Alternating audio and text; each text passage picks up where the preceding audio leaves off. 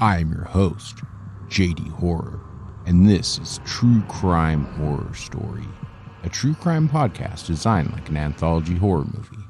It's definitely not for the faint of heart and never played for laughs. Listener discretion is strongly advised. In seasons 1 through 5, we highlighted both notorious and obscure incidents of real-life murder, from world-famous psychopaths like the Toolbox Killers and Jeffrey Dahmer, to lesser-known evils that you may not have heard of, but have effects just as catastrophic for the victims and their families, all done in an anthology format with topics such as cults, sexual sadists, real-life vampires, cannibals, and much more. Season 6 is coming soon, so subscribe now wherever podcasts can be consumed. True Crime Horror Story. Sometimes truth is more brutal than fiction. You're listening to True Crime Feed.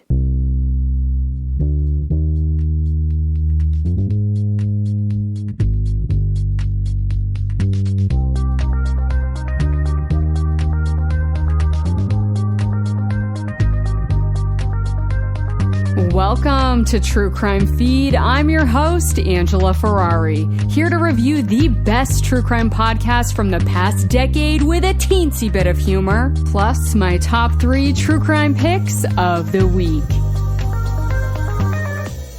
Up first on the docket, a show from the archives I think you will really enjoy. Let's discuss the case for Wilhelm Reich, aka the sexy psychoanalyst versus the feds from Ridiculous History.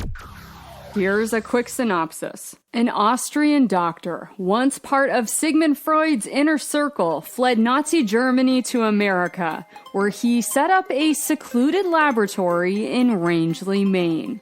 There, he conducted experiments and researched the effects of orgone, aka sexual energy, by placing patients inside his controversial orgone accumulator. His publications on orgonomy and orgone energy manipulation devices were deemed so dangerous that the government issued a nationwide ban on all of his works and imprisoned the doctor. What was it about Dr. Wilhelm Reich's findings that led to one of the only instances in our nation's history of a government-led book burning?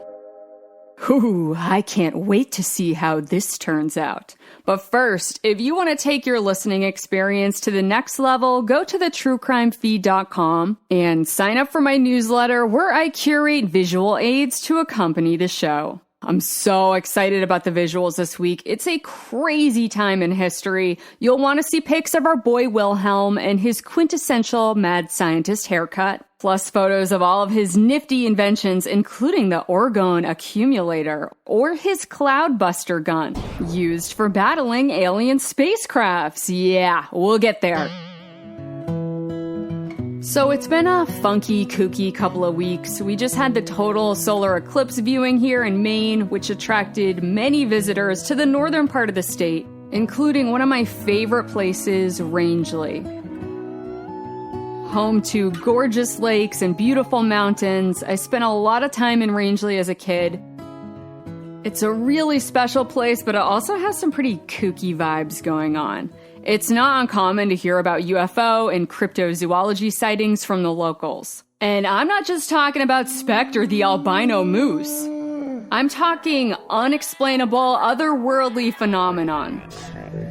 But these strange sightings have not deterred folks from gravitating to Rangeley. President Teddy Roosevelt liked to hunt and fish there. Henry Wadsworth Longfellow was a Rangeley reg, as well as actor Kurt Russell. As familiar as I am with Rangeley, I only ever heard a few mentions here and there about Wilhelm Reich and his Organon lab up on the hill. I recall my Nana trying to tell me about the guy once and his research into sexual energy in what turned out to be a very awkward conversation. But other than that, I knew zilch about Reich and haven't thought about him in years. Until this week, all the solar eclipse hubbub up in Rangeley jogged my memory about this mysterious Maine laboratory and the scientist whose work caused such a commotion. So I went to my boys Ben Bolin and Noel Brown from the podcast Ridiculous History. Their show will often intersect with true crime. It's quintessential edutainment.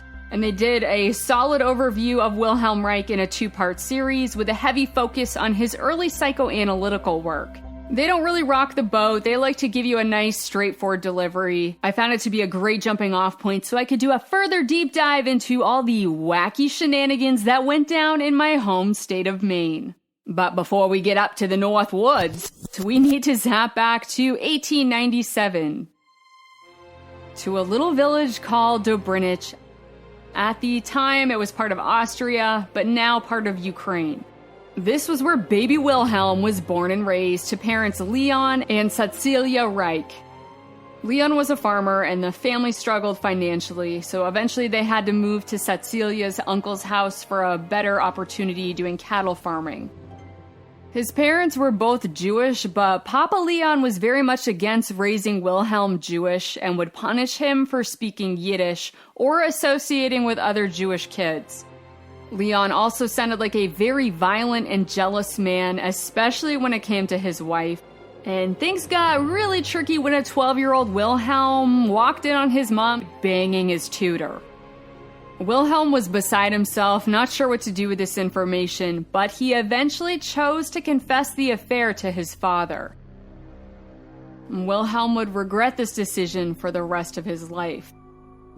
The violence between Leon and Cecilia escalated until she took her own life when Wilhelm was just 13 years old. Despite his father's severe personality and limited resources, Leon was very supportive of his son Wilhelm's education and career aspirations, sending him off to a German gymnasium where he could study the classics. But then his dad died of tuberculosis when Wilhelm was 17. He was left penniless at that point, but managed to scrape together enough money to finish school. Oh, and then the Russians invaded his homeland and he was forced to flee. So now Wilhelm Reich really had nothing.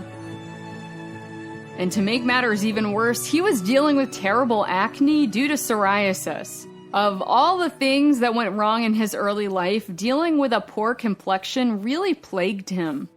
Wilhelm made mention of it quite a bit in his journals. It's probable that his struggles with psoriasis set him on the path to study the connection between the body, the mind, and emotional well-being.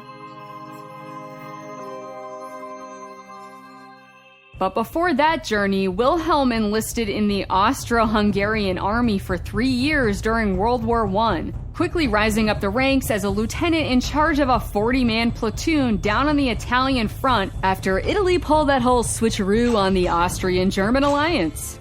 Because the secret ingredient to any Italian military strategia is betrayal. Mwah!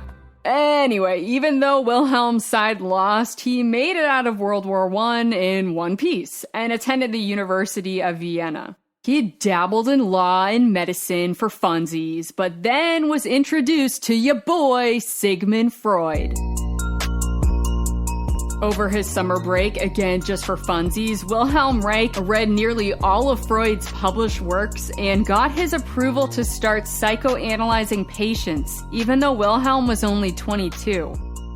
And soon, Siggy Freud invited him into his inner circle, aka the Vienna Psychoanalytical Society, where the beards were big and the egos were enormous. I also noticed a glaring pivot here when it came to Reich's dating track record. It seems like his new position gave him a boost of confidence. I read that as a first-year undergrad, he was very self-conscious and had many unrequited loves, including one gal he fell hard for while the two were lab partners dissecting a corpse. I know, so hot. But then once Wilhelm became a psychoanalyst, suddenly Reich got game. Plus, it was a great way to meet women. Old Willie started dating one of his very first patients, a gal named Laura Kahn, until she tragically died of sepsis in 1920. Did I forget to mention the residents of post-war Vienna in the 1920s were living through famine and bitterly cold weather with little fuel to heat their dwellings? It sounded brutal and hard to imagine people still dating and carrying on forbidden affairs in these conditions. But carry on they did.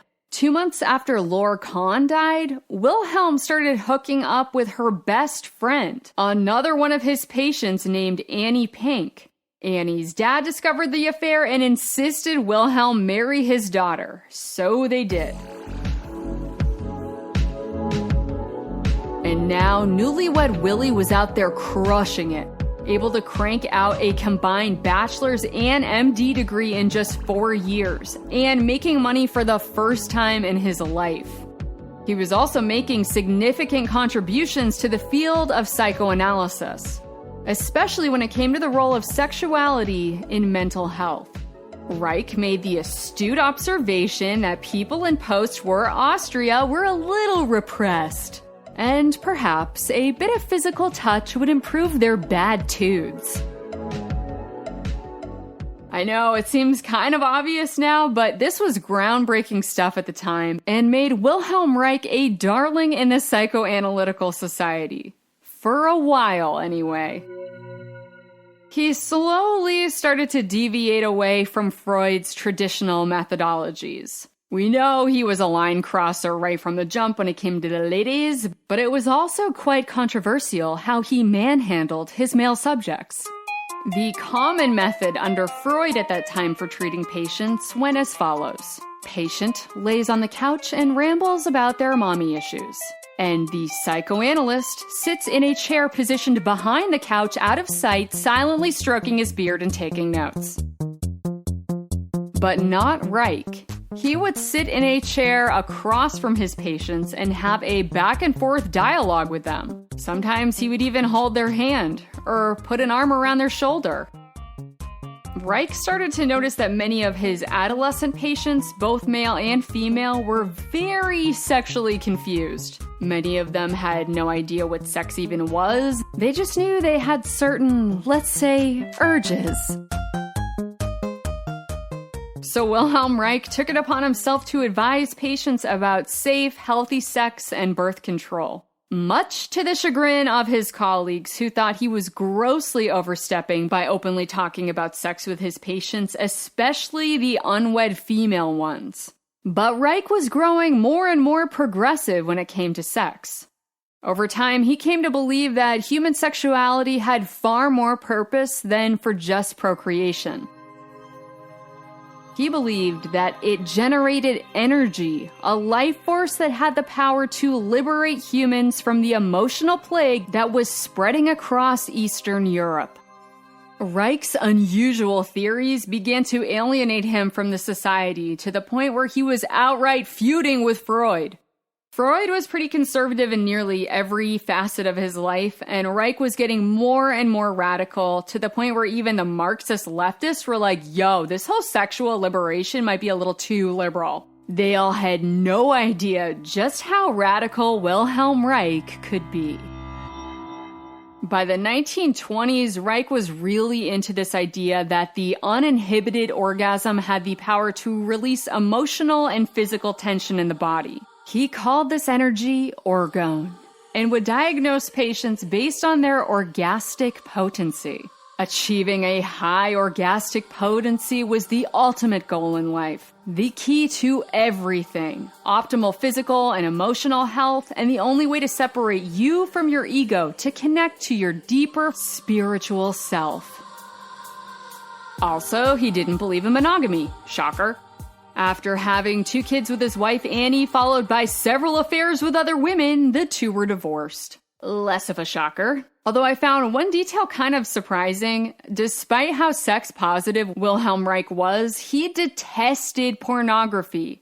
He thought it commodified sexuality and objectified women, contributing to a distorted view of sex and intimacy. By the late 1920s, Reich fancied himself the, quote, prophet of the better orgasm, and also the founder of genital utopia. His following grew, and so did his list of enemies, aka prudes and incels. With all these followers and haters, Reich was basically living the 1920s version of a hashtag influencer, which means going on glamorous trips all around interwar-era Europe.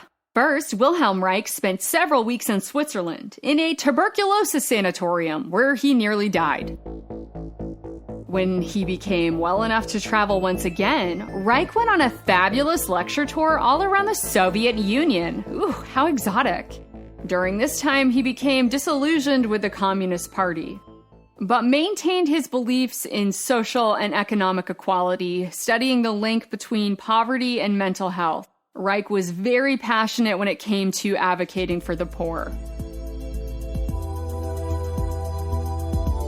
After the lecture tour, he returned back to Vienna, where he opened 6 free clinics that specialized in sex education, counseling, and handed out contraceptives. All 6 clinics were overwhelmed with poor and working class people looking for help. On top of that, he had a mobile clinic. Old Willie Reich would drive around in a van handing out sex ed pamphlets and contraceptives to teenagers. Probably couldn't pull that off today, dude.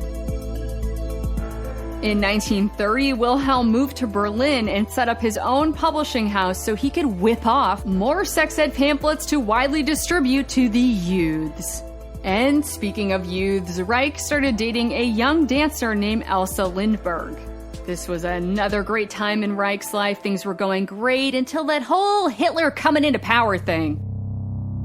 Reich, being of Jewish descent, fled to Germany with Elsa, then bounced around Scandinavia for a while, where he developed his own methodology of psychosexual analysis called vegetotherapy, wherein, let's just say, he got a lot more handsy during his sessions. Reich would have his patients lie down and start physically touching them while talking them through their deep-seated traumas to release tension from their bodies. And yes, oftentimes this would result in the patient having an orgasm. From everything I read, I couldn't find any documented instances of Reich touching his patients' genitals. To me, it sounded more like modern-day massage or Reiki therapy. My guess is people were just so pent up back then that it didn't take much. Just a little shoulder squeeze and a few kind words and, you know. I mean, remember how everyone lost their minds 30 years later when Elvis was on TV shaking his hips, or when the Beatles were singing about holding hands? Teenage girls were fainting. The zeitgeist when it came to sex was just so different back then. And the vegetotherapy was the last straw for his remaining colleagues. Wilhelm Reich was now completely alienated from the Vienna Psychoanalytical Society. But instead of tempering his views, Reich went full-blown mad scientist, teaming up with Norwegian physicist Harald K. Schjelderup at the University of Oslo. Here, Reich began experimenting with biosystems and their electrical charges, believing that human orgasms had the power to produce electrophysiological discharges. He would hook up patients to an oscillograph and study their electrical output. Yeah, student volunteers would make out and touch each other while Reich watched the needle go berserk. Talk about an easy A, am I right? Up top! But once again, here in Norway, Reich was making enemies. Plus, things weren't going too well in his personal life either. He was having multiple affairs with patients again, but Reich was also very jealous of his longtime girlfriend Elsa, even going as far as physically assaulting a male composer he thought she was getting too close with. So between his growing enemies list, the mounting scandals in his personal life, and the rise of the Nazis, Reich decided it was time to skedaddle, and in 1938 he moved to the place where he could truly be himself, wave his freak flag with pride. New York City, baby! Reich started a lab at the New School, where he started banging his lab assistant, Ilse Ohlendorf. The two got married and had a son named Peter. And here's where things start to get really weird. Reich takes that whole sexual energy experimentation thing to a whole new level. Reich would study single-celled organisms, then eventually lab rats, putting them into Faraday cages, boxes made of conductive material that could block and or redistribute electromagnetic fields. And I don't want this to turn into a full-on episode of Bill Nye the Science Guy, but basically Reich claimed he was observing the presence of orgone energy in certain healthy living organisms because they would emit a blue light when put in the Faraday cage. And if that organism was unhealthy, let's say a rat that had cancer, Reich would observe the emission of red light, which he associated with antimatter or lack of orgone energy. And if you want to get more into the nitty-gritty particulars, look up Wilhelm Reich and the Bion experiments, okay, nerds? Cause us cool kids want to talk about sex, baby! Because Reich goes on to build human-sized Faraday cages, aka orgone accumulators. His patients would sit inside them, usually naked, and these machines would supposedly concentrate the patient's orgone energy and heal their various ailments, including cancer.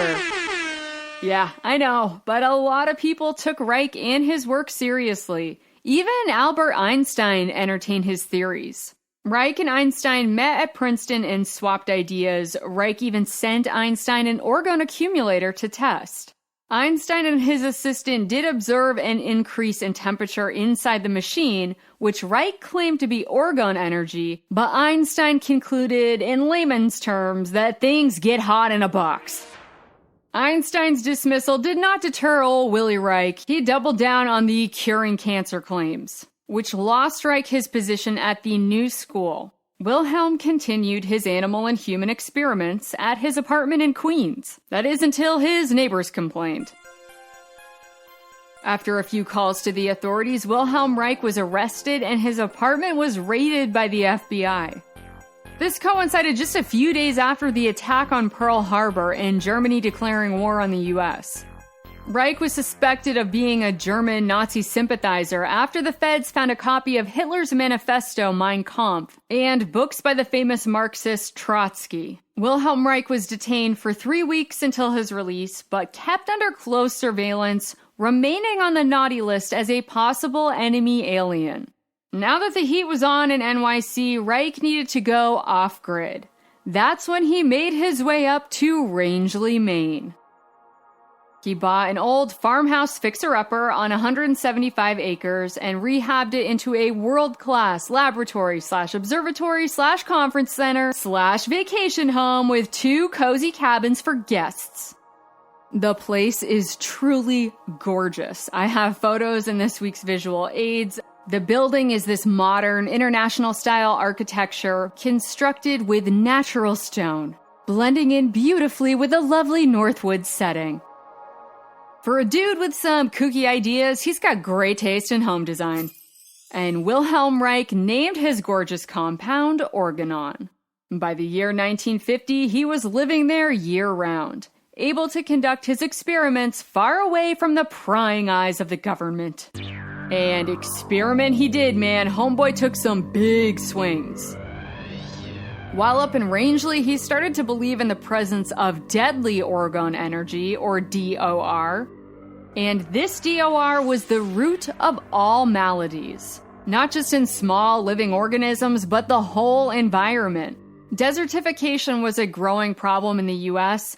Farmland was experiencing prolonged periods of drought. And Reich chalked it up to deadly orgone energy. But don't worry, you guys, because he also found a way to combat it. An invention called a cloudbuster. Essentially a series of pipes connected to water that he'd shoot into the sky to make it rain, y'all! Again, sounds pretty out there, but there are versions of this type of geoengineering that are successfully used today. And according to the Bangor Daily News, back in 1953, there was a high drought in Maine that summer. So a couple of blueberry farmers hired Reich to do some cloud busting, and what do you know? The rain started falling that very evening, yep. Reich was also continuing his orgone accumulator experiments up in Rangeley. Many young students came to volunteer to work at his lab. And along the way, he divorced his second wife and married his third wife, Aurora Carrere, but not before having an affair with a married woman/patient whose husband was a fellow psychotherapist and professor at Harvard named Myron Sheriff. And Sheriff would later become William Reich's main biographer. Are you following? Whew, who knew the love lives of mid-century academics could be such a telenovela? Because Reich also had a steamy affair with a gal named Lois who ran his publishing house called the Oregon Institute Press, which disseminated Wilhelm Reich's work all around the country, including a book called The Function of the Orgasm. He even began commercially producing small, portable organ accumulator devices, shipping them all around the country because sex sells, baby! And Reich had a lot of happy return customers. That was until the federal government stepped in. This was a total witch hunt, in my opinion. I'll concede that yes, telling people orgasms could cure cancer was misleading. But I mean, not the worst way to go out, right? Well, the FDA disagreed with my hot take. FDA inspectors started showing up unannounced at Reich's compound in Rangeley and eventually filed a complaint seeking a permanent injunction with the goal of stopping all interstate shipping of orgone devices and promotional literature.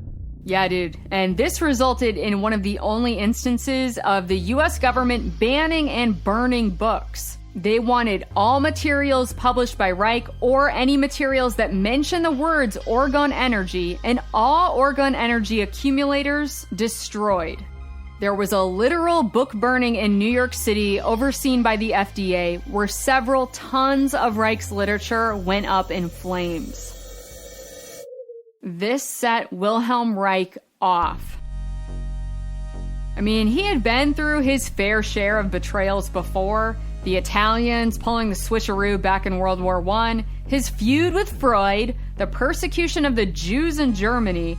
He thought that he had escaped the fascism, left it all behind. But now his life's work was being destroyed here in America, the land of free speech. So understandably, he had a bit of a meltdown. Reich started to think that the entire planet was attacked by UFOs who would spread DOR energy in the sky. He claimed he saw several cigar-shaped crafts hovering over his compound in Rangeley. His son Peter would later recount watching the sky from their telescope in the observatory and spotting mysterious aircrafts. Then he and his father would race outside and combat the UFOs with cloudbusters.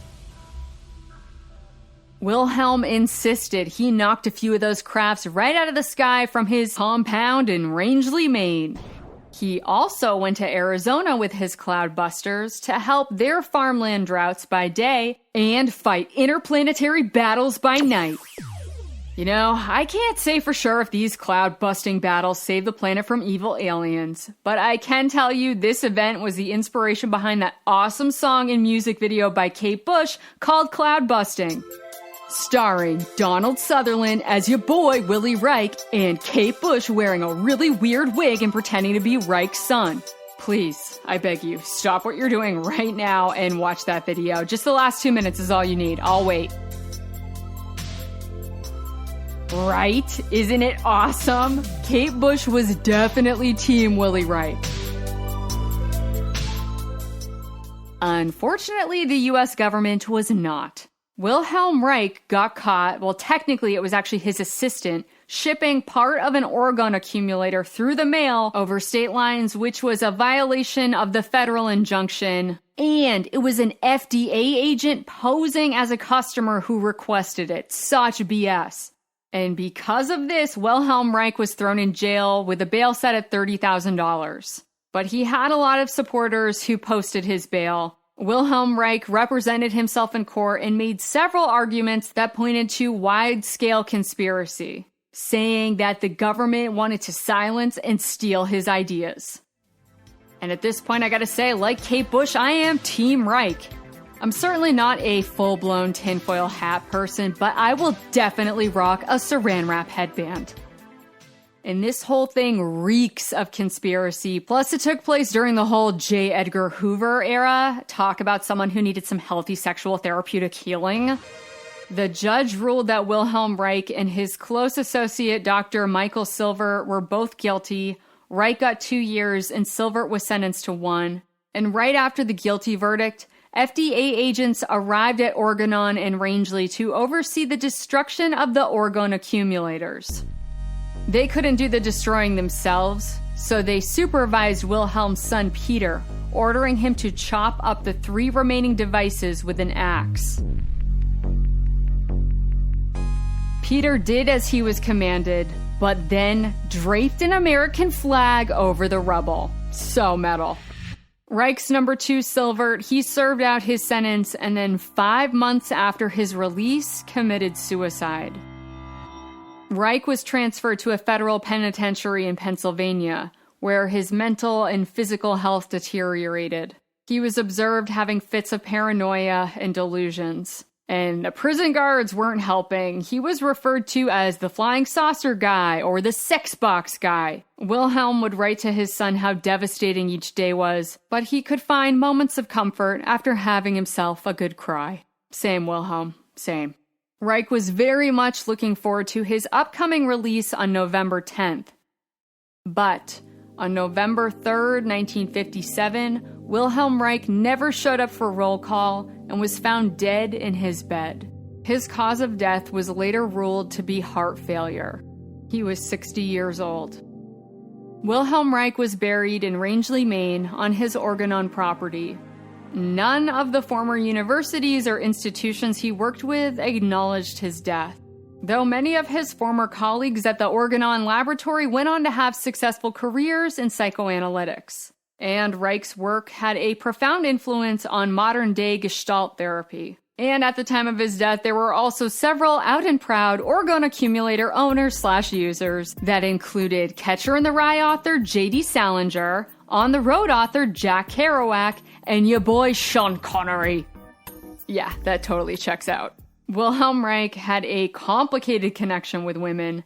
I mean, dating your patient/lab assistants is certainly frowned upon today. And he had a thorny relationship with his 2 daughters from his first marriage to Annie, who had a very successful career as a psychoanalyst in her own right. His firstborn, Ava, followed in her father's footsteps, becoming a physician. She was a full-blown believer in her father's work and helped to carry on his legacy after his death. His second daughter, Lore, named after his first wife's best friend and first patient that he had that affair with. Needless to say, she had some complex feelings when it came to her dad. Laura also became a physician and maintained a relationship with her father up until his death, but felt his conclusions were a result of mental illness. In 2011, Wilhelm's son, Peter, gave an interview about his father, saying, quote, "He didn't practice science in the way scientists do today. He was a 19th century mind who came crashing into 20th century America, and boom." I agree with that. I think in a lot of ways he was a product of his time, and in other ways way ahead of his time. A sex-positive person that maybe took things a little too far. Like Cardi B. Yo, imagine if he was living today and put Cardi B into an orgone accumulator. I think the whole thing would erupt like a blue volcano. It's fun to imagine an alternate universe where Wilhelm Reich was able to continue with his work uninterrupted. Would Organon Rangeley have turned into an all-out Branch Davidian-style cult? Or would all of our cars now be powered by orgasm-generated energy? Talk about revving the old engine, am I right? Haha, down low, don't leave me hanging! Bazinga! Wow, I feel like we really went on a journey together. I came out feeling mostly pro-Reich. How about you? I mean, of all the dumb tech startups and crypto schemes that exist out there, I'd rather invest my time and money with the founder of Genital Utopia. At the very least, support him on Patreon. Ooh, but I think I found something even better. That Wilhelm Reich's 157-acre property up in Rangeley, Maine is now a museum, complete with a full trail system. And the place was newly restored in 2023. So what do you say? Should we go? Turn on the old organ accumulator once again and bust some clouds? Let me know. Tell me your deepest, darkest thoughts on Wilhelm Reich. You can email me directly at angela@thetruecrimefeed.com or join the True Crime Feed Facebook discussion group. Keep an open mind and be kind to fellow True Crime Feed friends, even if they don't fully buy into orgone energy. It's alright. I don't blame you for being skeptical. But hey, it doesn't hurt to experiment. Stay tuned till after the break to hear my top 3 podcast power ranking of the week. Hey you. I'm so glad we found each other and get to share our special love for true crime podcasts. I don't ever want you to miss out on a wild story. That would be a crime in itself. So be sure to hit that follow or subscribe button on your podcast app and share your favorite episode with a friend so the next time you see each other, you can splurge about your latest true crime obsession. Thanks for spreading the word, and now back to the show.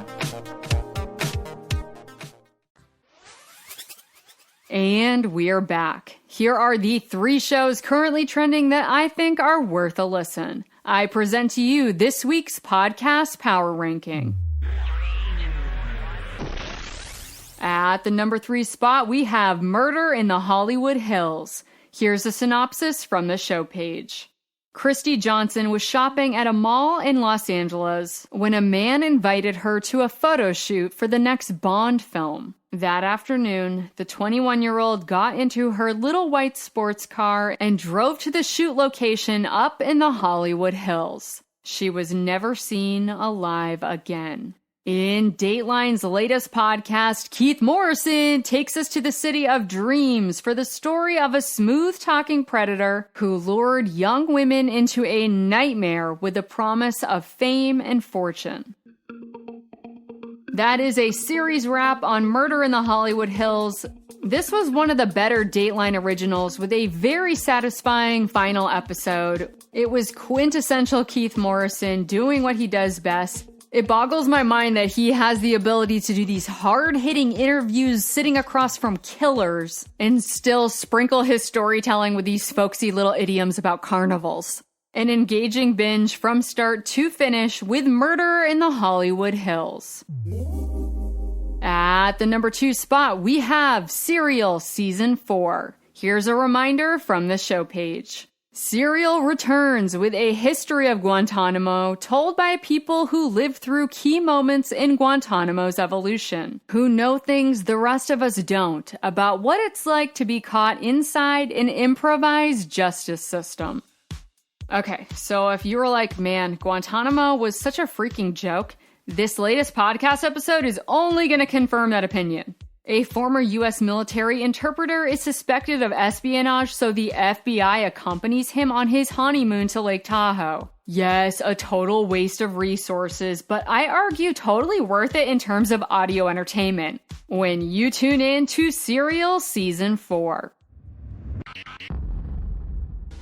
And at the number 1 spot, we have Beyond All Repair. Here's a rundown from the show page. Imagine you're accused of something horrific. You swear you didn't do it, but someone says they witnessed it. Your own brother. Sophia Johnson was newly married with a baby on the way when she became the prime suspect in her mother-in-law's brutal murder. Host Amory Stevenson re-examines a case unsolved, a family torn apart, and the woman who wasn't believed. I loved this episode because it completely shook me, changed my opinion. I won't spoil it, but oh my god, I don't know what to think now. I just need you all to listen to this show ASAP, then come talk to me about it, because the only thing I know at this point is that I am completely freaking enamored with host Amory Stevenson and Beyond All Repair. Now for my miss of the week. We have Hookergate. Here's a summary from the show page. Truck stop brothels run by a web of ex-cons, a Commonwealth attorney wasted on whiskey and power, protection exchanged for cash and flesh, and a brash local reporter exposing it all. Dr. Lindsay Byron is an excellent historian/author with many accolades and talents, but dramatic narration is not one of them. Oh my god, this is so bad. It's almost kind of amazing. I actually think you should listen just for like a few minutes to hear this full-blown fiasco. The case selection and the story structure of the show are honestly pretty decent, but the hosts' theatrical reenactments completely tank this thing. I'm not kidding. This show would sound less ridiculous if they hired Elmo from Sesame Street to narrate it. So Hookergate, I can't make it through a full episode, but you're too good for the trapdoor, so I'm putting you on the trophy shelf of spectacular failures. I think you'll fit in well up there, right next to Scamanda. Find out next week if Beyond All Repair will remain in the #1 spot as the series continues, or if a new show will swoop in and take its place. Let me know what trending shows are in your top 3, and what show is on your spectacular failure trophy shelf. I'll meet you back here next week to dust off another superb true crime show from the archive for your next feeding fix.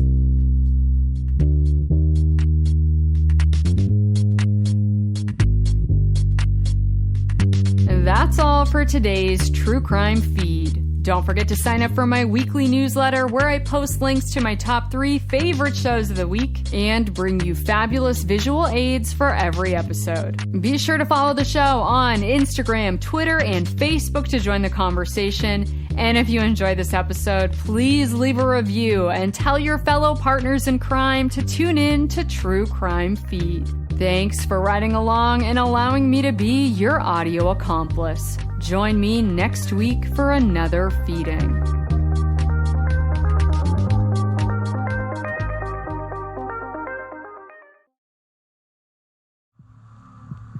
I am your host, JD Horror, and this is True Crime Horror Story, a true crime podcast designed like an anthology horror movie. It's definitely not for the faint of heart and never played for laughs. Listener discretion is strongly advised. In seasons 1 through 5, we highlighted both notorious and obscure incidents of real-life murder, from world-famous psychopaths like the Toolbox Killers and Jeffrey Dahmer, to lesser-known evils that you may not have heard of, but have effects just as catastrophic for the victims and their families, all done in an anthology format with topics such as cults, sexual sadists, real-life vampires, cannibals, and much more. Season 6 is coming soon, so subscribe now wherever podcasts can be consumed. True Crime Horror Story. Sometimes truth is more brutal than fiction.